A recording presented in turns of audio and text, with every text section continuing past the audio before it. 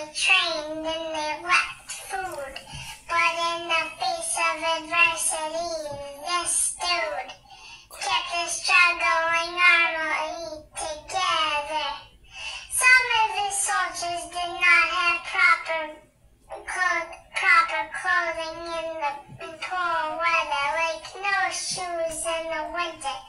This ragtag team was going to take on the British. The Battle of Lexington and Concord, it was the start of the war. It was the first military engagements of the war.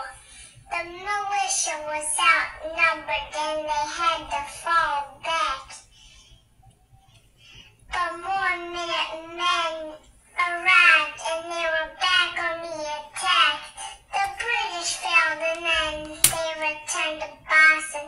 Towards the end, the Battle of Yorktown was a huge turning point. With the help of the French, the Americans gained a huge victory. On October 16th, the Allies intensified their fire. On October 17th, the British surrendered. They made a deal. The British became prisoners of war. Could return to Britain after their parole. These battles, George Washington kept the colonists